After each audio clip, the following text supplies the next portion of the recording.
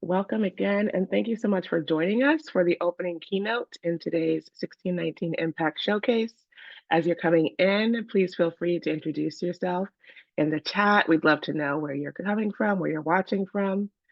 And we here at the Pulitzer Center are very excited to celebrate 5 years of partnership and impact with the 1619 Project, including our opportunities to partners with contributors to the project, like our keynote speaker, Kimberly Annece Henderson. My name is Donnelly Jamna. I am a senior program manager on the Pulitzer Center K-12 education team, and I manage our 1619 education programs. I'll be in conversation with Kimberly today. Hello to Charles from Oregon, Fareed from DC, Wanda from Michigan, Dan from Chicago. I'm so glad you're here.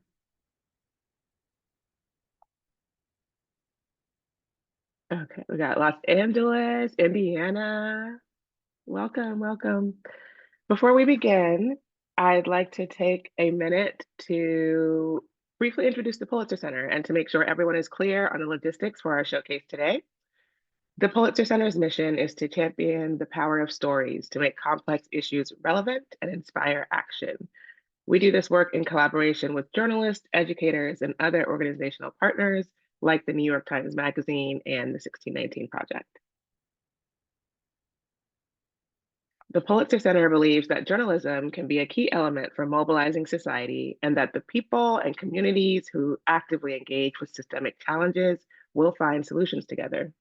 This slide captures this Pulitzer Center's 5 main journalistic focus areas at this time, and our partnership with the 1619 Project sits within our human rights, racial justice programming.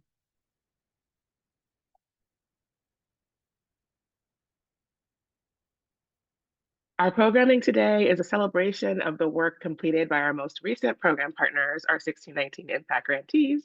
And these grantees have engaged deeply with the 1619 Project and utilizing and building on the project as part of the transformative work that they're doing in their local communities.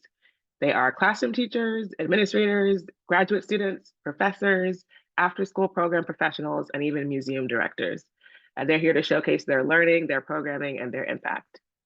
Following this panel, or following this opening keynote, we'll have a panel of impact grantees showcasing the impact of their work on educators and instruction. After our first panel, we'll have a panel of grantees showcasing their impact on community engagement, and our final panel presentation will be about 1619 impact on students and classrooms. Please note the transition times between panels and prioritize attending the panels most relevant to your work. You will be able to use the same link you used to come here today to rejoin each session. And because your voice is important to us, we want to help you stay connected to the conversation by giving you the ability to pose questions. Please submit your questions at any time using the Q&A function, and we'll try to get to as many of your questions as possible during the Q&A portion of this event. And now, finally, it is my honor to introduce our keynote speaker. Kimberly Annece Henderson is an author and curator based in New York City, native of North Carolina. Genealogy and Black American lineages are the foundation of her professional practices using photography, historical preservation, and archives as tools. In 2020, she created the popular Instagram project, Emmeline and Them. Her curatorial work can also be seen in the New York Times 1619 Project book. Dear Yesteryear, which was published in 2023, is her debut book and hailed as an ingenious pairing of archival photography and a reverent open letter to the ancestors. She's earned a master's in library and information sciences from Syracuse University and currently serves as the digital curator for the Schomburg Center's Digital Curation Initiative. Kimberly, thank you so much for being here with us today. Thank you so much for having me. I'm always excited to partner with you all and to share my work and my story. So I am going to start off by doing something a little, or sharing a personal history as it relates to my work and my work on the 1619 Project and the importance of archival photography. So let's see. Do we still have the slides? Yeah, I'm gonna get them right back up. I'm sorry. No. Okay.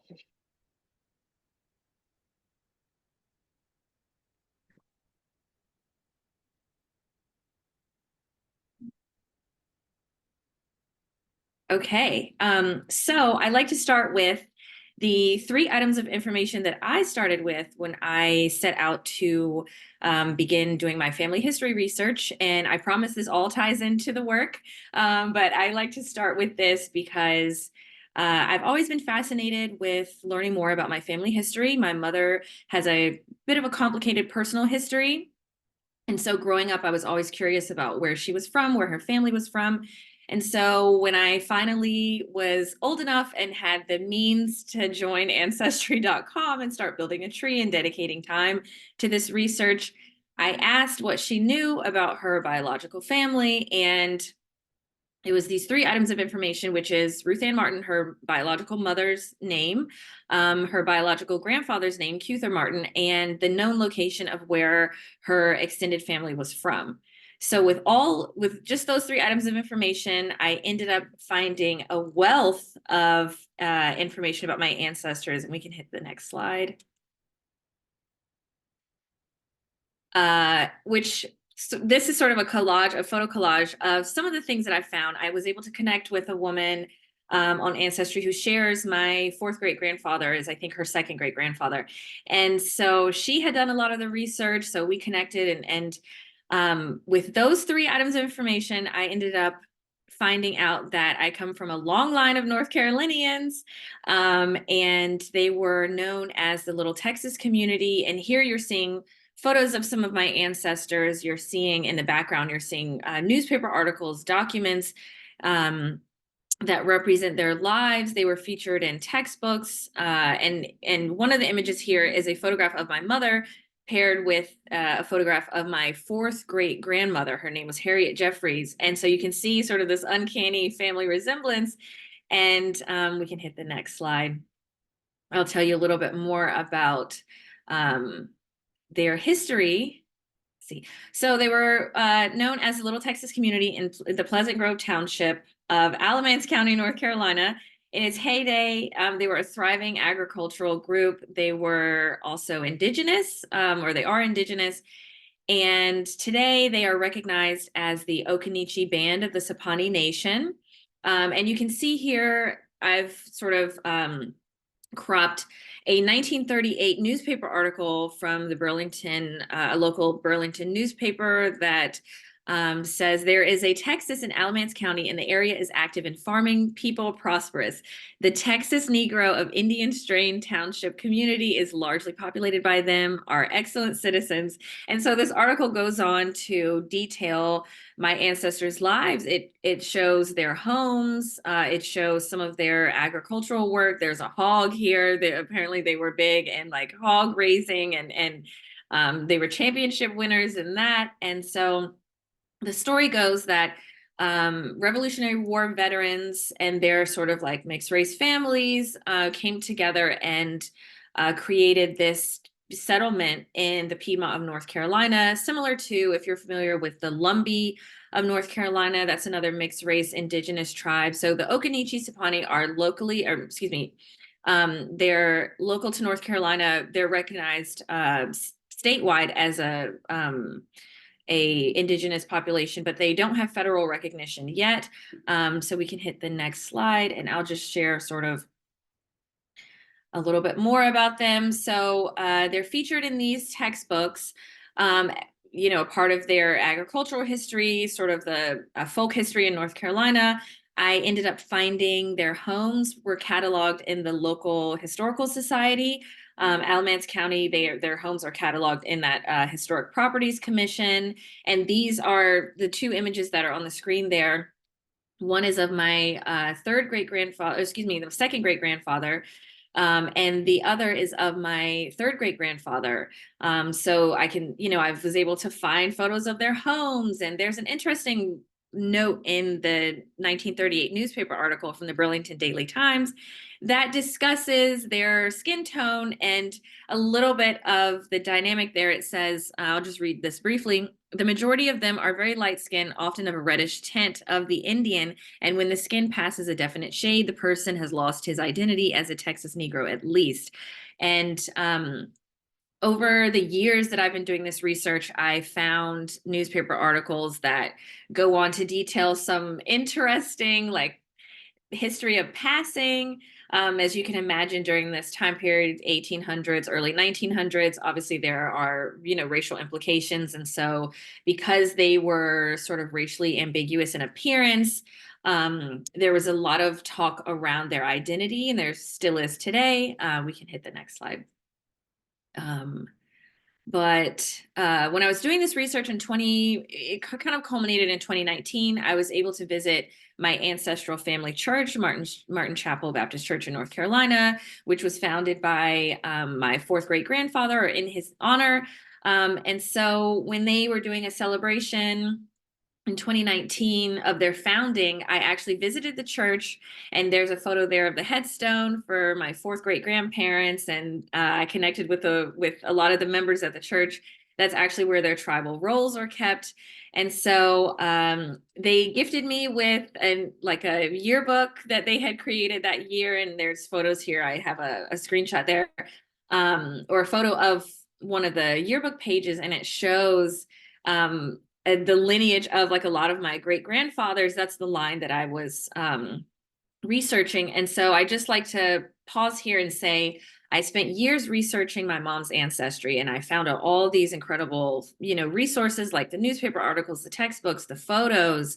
And I found the photos by connecting with a woman on Ancestry. So I was on a high with my research, and I was so excited. And so taking all that I had learned from that process and the methods that I had to use going through death certificates, birth certificates, deeds, census records to do this research, and the fact that the archival photography was a huge element of being able to see a photo of my mother next to a photo of her third great grandmother and being like, whoa, they look exactly, alike.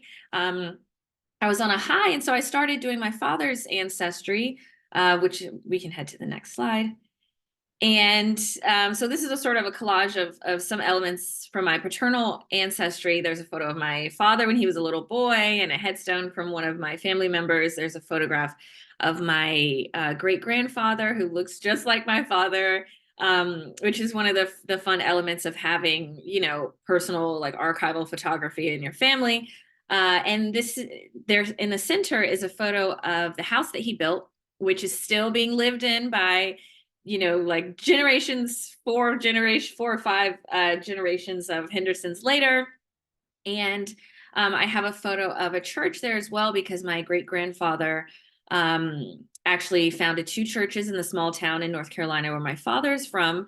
And so I had a lot of, like, modern or contemporary contextual information for my father's family that I didn't have with my maternal research. So in my mind, when I started doing this, I was thinking that I would find just as much the further and back that I went in time.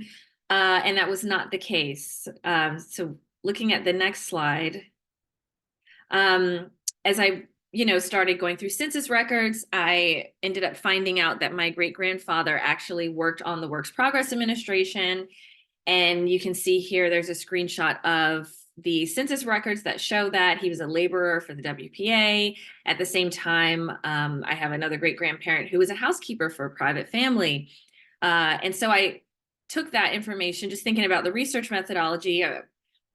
I was able to find local records from projects that were going on in the town in North Carolina that my great grandfather was potentially working on. And the one local to him was working on the police department and sort of working on the building. And so that was an interesting plot point, being able to find that in the research and connect it to what they were doing, back then. But here, we can hit the next slide. But as I went farther back, getting into the 1860s, 1870s, names kept popping up, but there was no information beyond that 1860 or 1870 US Census. And naively, I was thinking that I was going to be able to find just as much as I found for my mother's line. And again, some of those photos are from mid 1800s that you saw in the previous slides. And I was just coming up short every single time. And I realized that is because my father's ancestors were enslaved.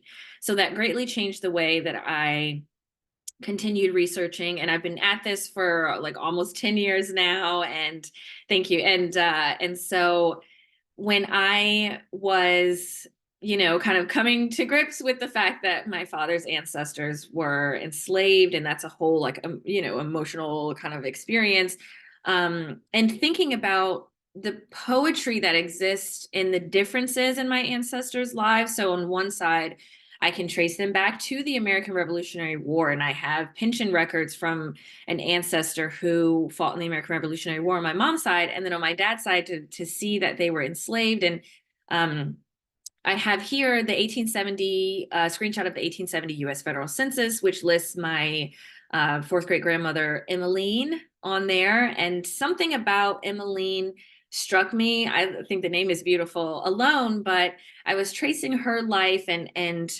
looking at surnames that she took on, directly after the 1860s. And then the methodology for that sort of goes into researching white landowners at the same time, and figuring out, connecting their surnames with your family, and seeing kind of the trajectory of where your family might have lived the decades after that on the census records.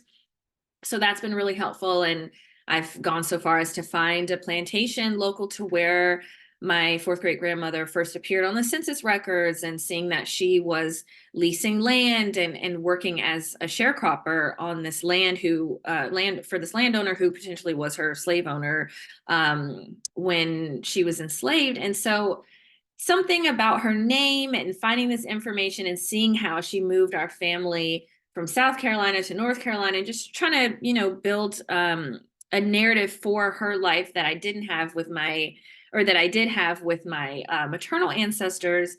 I was inspired to do more contextual research. And yeah, we can hit the next slide. And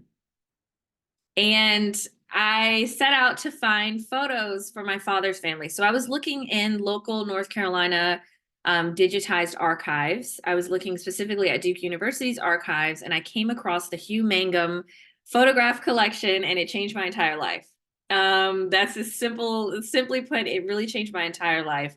Growing up, I went to public school, and I had only been familiar with the same sort of Library of Congress set of photos that's in every major like textbook, involving American history, where you see enslaved people in front of their housing, and it's usually on a, sweeping land. You see cotton in the background, and you just see sort of like this enslaved family in front of, basically a shack. And so I had never seen, beyond finding the photographs for my ancestors on my mom's side, I had never seen such a wealth of diversity among images of Black people from the mid to late 1800s. And it just struck me. So these are some of the photos that I found early on in my research that you're seeing here on the screen.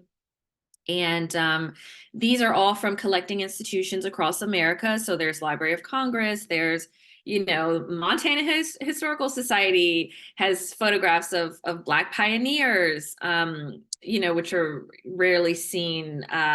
University of Virginia has the Rufus Holzinger archive, and so on and so forth. So these images, I just could not stop researching. And so I told myself, if I am so struck by these photographs and seeing people who could potentially be my paternal ancestors in photos, I know other people are. Thank you. And so I started this project called Emmeline and Them. If you're familiar, Emmeline and Them is sort of like a play on words with a popular phrase, like saying, your cousins and them, whatever. It's like colloquial. And so I decided to create this project, Emmeline in Them, referencing this idea of collective Black ancestry. Obviously, being Black in America is not a monolithic experience, but we do have sort of this shared experience of, if your ancestors were enslaved in America, oftentimes it's very hard to trace their lineage beyond enslavement, or during their enslavement. And so I started this project in 2020. And really, I just would post a photo, and you can see an example of one of the posts here. I post a photo and I give all the details for the image, all the metadata, as we say in the library world. And I like to include like a fun sort of note along with it. So for this photo, the First AME Church Choir in Los Angeles, I add a caption: "I'll meet y'all in the fellowship hall after service. Swipe and zoom to get into the pride and joy on their faces. P.S. This is the oldest Black church in LA, dating back to 1872. And this is actually in UCLA's digital collection. So that's where I found the image. And I like to be very, very transparent in this work too, because I want people to do their own research. I want to empower people just as I was empowered to look for their ancestors. And if you can't find your ancestors, maybe you can find some really cool photographs and connect other people with their ancestors through that work. But so this became a project that I started in 2020, and I started it in April. And I told myself that if I had 500 followers by that October, that it would be successful. And that my research, because it takes a lot of time to research these photographs and download them and get them, prepared for Instagram. I told myself that if I had 500 people following the page by that October, that it would be worth all that effort. And by that June, I had 11,000 followers. So that alone told me that this is so important to others, and this is so important. I mean, of course, it's important to me for all the reasons I just explained, but people needing to see historical representations of themselves, Black people specifically, and not in one mode of being. So enslavement was one mode of being. And that wasn't everyone's story, every Black person's story in America. And certainly at the same time, there were, there are just so many historical narratives. And so I like to highlight the diversity in the Black experience in history. So that's really what this project is about, and honoring the ancestors.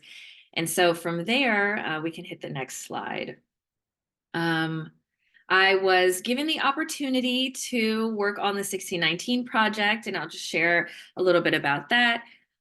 So Nicole Hannah Jones actually found my Instagram project and DM'd me and said, "Hey, I have a project I'm working on. I'm wondering if you want to get involved." And at first, we had that initial phone call, and I was like, "Are you like me? Are you sure you want to work with me? Like, who am I?" But she's incredible. The team was incredible. And so they asked me to sort of read each essay and select 3 to 5 images that represent each essay, whatever I took from the essay. So this is sort of my curatorial process. I read each essay, and there were a lot of words that would stand out, a lot of themes that stood out. Obviously, the essays had the specific themes relating to the lineage of American slavery and that system, and how it affects our current, our present society. And there were all kinds of copyright and licensing challenges that came into play. So an image that I might have chosen, that we all chose, when it went to the legal department, they're saying, okay, we can't confirm who owns the image, the intellectual property. And of course that, we want to respect the intellectual property of whoever created the photo, if they're, and so there were a lot of drafts of several different images that were selected, but I just want to go through a few of them quickly. So the first image here you're seeing by Jamel Shabazz. I love this photograph. It is called Old School Love. And I chose this for the essay that looks at fear. And while it's entitled Fear, it's really looking at the perception of Black people in America, starting from when we're children to adults, and how we're seen. And so in this photo, they're both wearing black. They're both wearing, or she's at least wearing, a leather outfit, and oftentimes black and leather specifically, there's like this Black power imagery. And so, 2 beautiful Black people in a park, They're in a park, they're embracing, but the look on her face is sort of looking at the viewer. After I read that essay, it's almost as if she's asking, like, what is there to be afraid of? Look at this couple, they're enjoying each other, they're at a park, it's a very playful environment. And so there's a little bit of like the viewer interpretation there that I kind of wanted to play with. In the next photo, this gentleman's name is William Headley, and he escaped from the plantation he was forced to work on. And this is actually in the Library of Congress archives, and he escaped. He was in Raleigh, North Carolina. So when I found this image, I knew instantly that I wanted it to represent the essay on the carceral state and mass incarceration, because the essay talked about how the enslavement of Black people in America really sort of set the tone for our carceral state and how we run prisons and all kinds of things.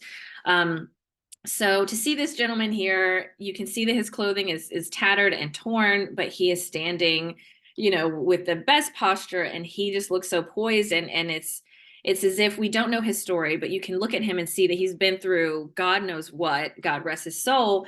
But he looks very proud, and he just looks like, he's been through so much, but he found his way to a photo studio to have his likeness remembered for all of time. And so I just thought that beautifully represented that essay. The next photo is of two young women.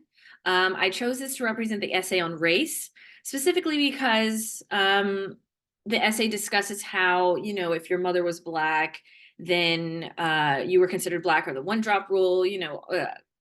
I'm sure you all have read the essay, but this is in Yale University's digital collections or in their archives. And the two women here, they're holding hands. So obviously there's some sort of close relationship. Are they mother-daughter? Are they sisters? Are they cousins? Are they friends? Are they lovers? Who knows?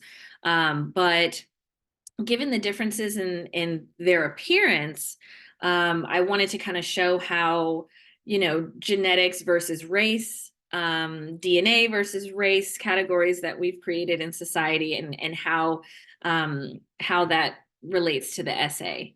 In the next photo, we have a father with his two children, and he looks very proud, and they all have these very drastically different expressions. And so I chose this essay to represent the story on progress and the Obama administration, and it kind of details how do we measure progress. And so I think thinking about this father and his family, they're obviously in suburbia, and the daughter looks like she's over it, and the son looks a little timid, a little shy. And so I think after reading the essay, I felt three very different reactions, and I saw that the things that were addressed in the essay, it sort of is illustrated in their faces. So I'm not always that literal, but sometimes, the curatorial process ends up being so.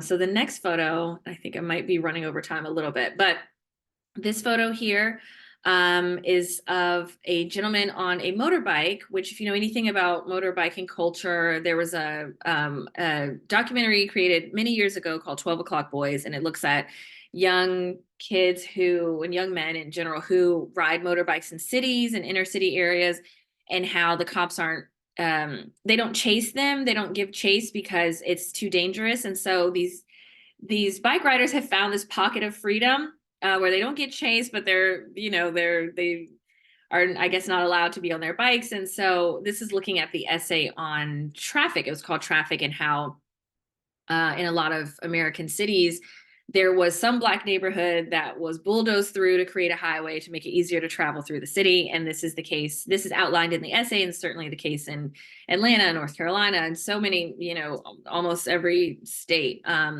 So that is the photo that represented that essay. And I think I might be over time, but these are photos from my book launch, and Nicole Hannah-Jones was gracious enough to do that program with me. And when I was given this opportunity, I wanted to honor the ancestors by writing them a letter. The one thing that I always want to do is ask questions of the people that I see in these photographs, and we're not able to do that, obviously. And so I took the opportunity to write them a letter, and so I curated this book with 43 archival photographs, like you've seen in the slides, and I paired it with a Reverend Open letter. On the next slide, I'll just go briefly into what I do currently. I currently work at the Schomburg Center for Research in Black Culture, and I am the digital curator. So Schomburg Center has 11 million archival objects that are preserved across 5 different research divisions, and they're listed there by format. So there's art and artifacts, photographs and prints, so on and so forth.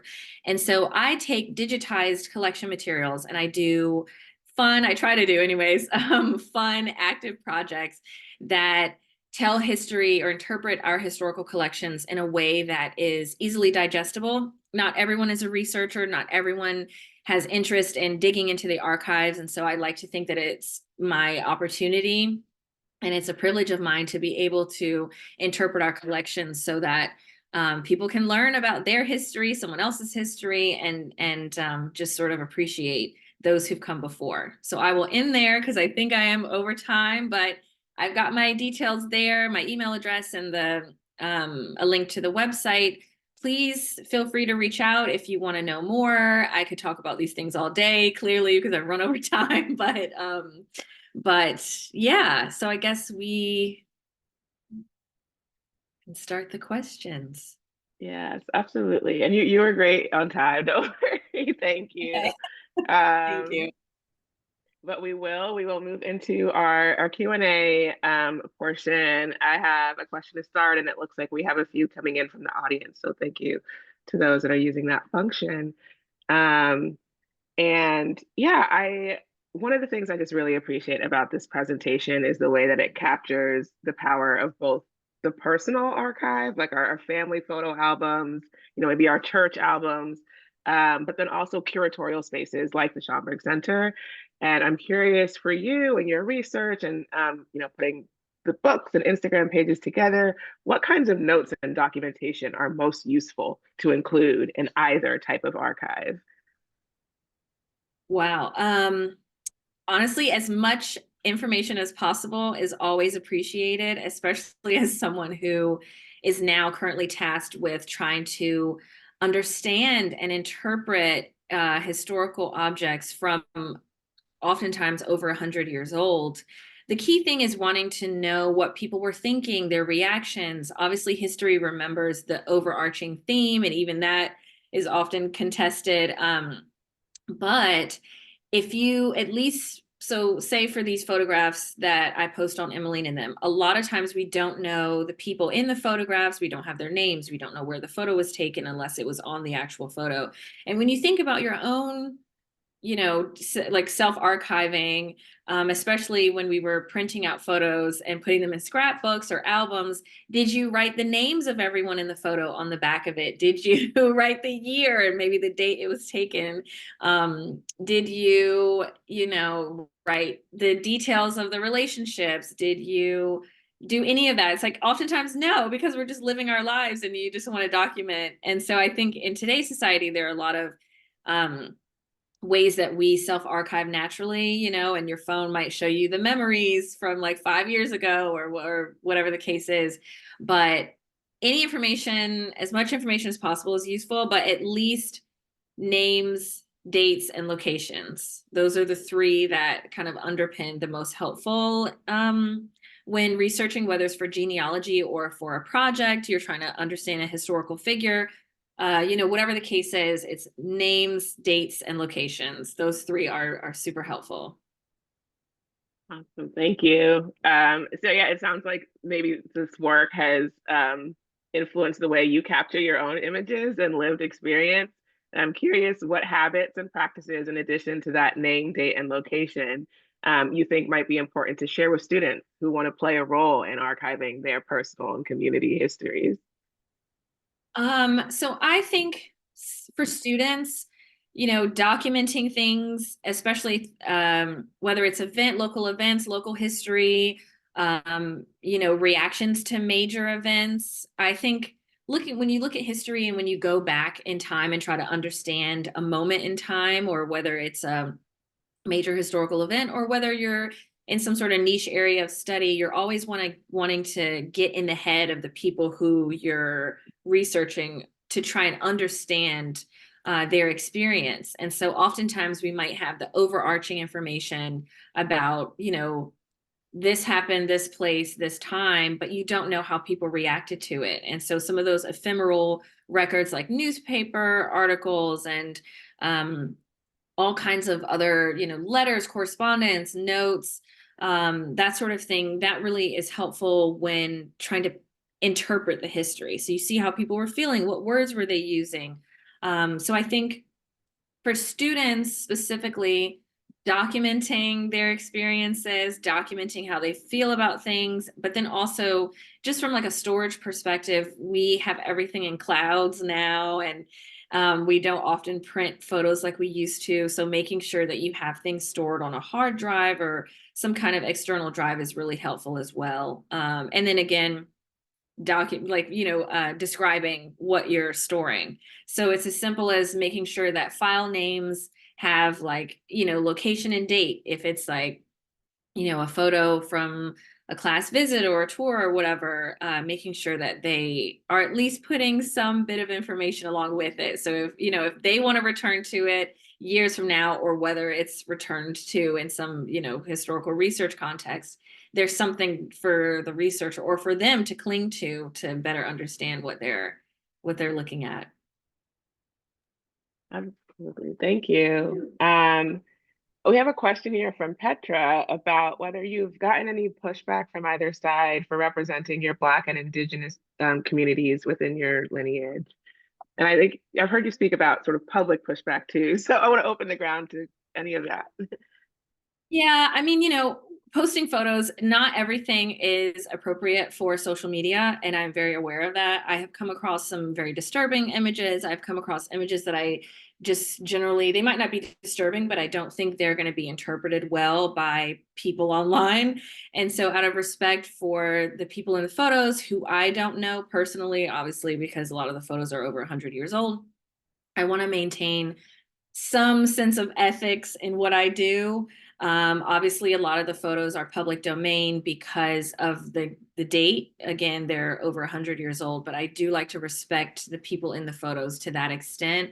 And with that, people have their own understanding of history, and oftentimes it doesn't matter what the facts actually are, whether they've read a thing, seen a thing online.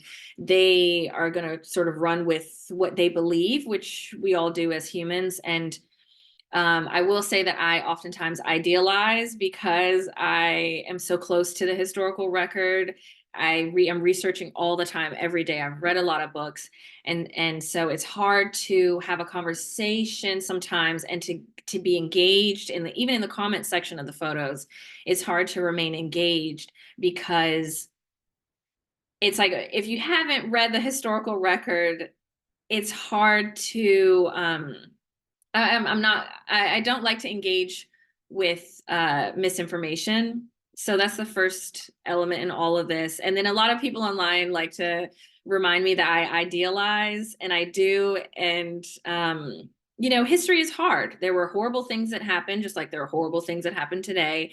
And oftentimes, if you're getting your history from Hollywood, if you've seen a ton of movies telling only one story, then that's kind of how you're wired to think about this certain time period in history, while neglecting the wholeness of the human experience. But personally, I don't, because I'm sort of distant from my mother's ancestors in a sense. I don't live in Burlington, North Carolina. I don't go to the church. I've been to the church, but I don't, I feel like there's a little bit of distance there. So I don't necessarily identify as Okinichi Sapani personally. But it's sort of like I speak about it as a fact in my ancestry. And I leave it there. And I do leave it there because I don't always want to, again, thinking about online communities and backlash and people's opinions of things and whatnot. I'll certainly engage to a certain extent, but everyone has their own understanding of things, and Some people like to cling to certain historical records over others. Sometimes it's ignorance. Sometimes, thinking about ignorance, it's like you just don't know that this existed. And so sometimes that's a thing that becomes hard to believe. But, I tread lightly. I'll say that. I just like to sort of share the facts as people, people interpret them how they will. But I do just like to rely on the facts. So it's like whether you think I have a right to identify or not, or what, that like those kinds of conversations I really try to distance myself from, just because it's like the facts are the facts. I deal in facts, and so I try to keep it light and fun in that way. And I certainly invite people to research more. That's why I'm always transparent. It's like you can go to the historical society or this library and read it for yourself, look at the photographs for yourself, make an appointment, and study the information for yourself, and make your own kind of judgments from there. Yeah, thank you. And hearing you speak to that and like the importance of capturing different types of moments, looking at folks holistically. I want to I want to combine like a question I had here and then a question from Wanda in the audience. So my question was just around what do you think are some of the most important moments and spaces to be capturing now in our modern era? Like the creating the archives of the future. What should we be capturing? And then Wanda had a question about if you have a recommended like reading list, or I guess even recommended art, like your favorite archives to share closely before we have to close out. Sure. Moments and spaces now, I think there's a tendency to think that if it's on the internet, it's going to last forever. And I think in 2020, we saw with the Adobe Flash Player ending and like the crash of a lot of websites that were supported by the Adobe Flash Player, the internet is not as permanent as we like to think. And so there are so many really great digital humanities projects where people might have created a virtual space for this venue, or created this blog about this, whatever happening. Those things are not necessarily permanent just because they're online.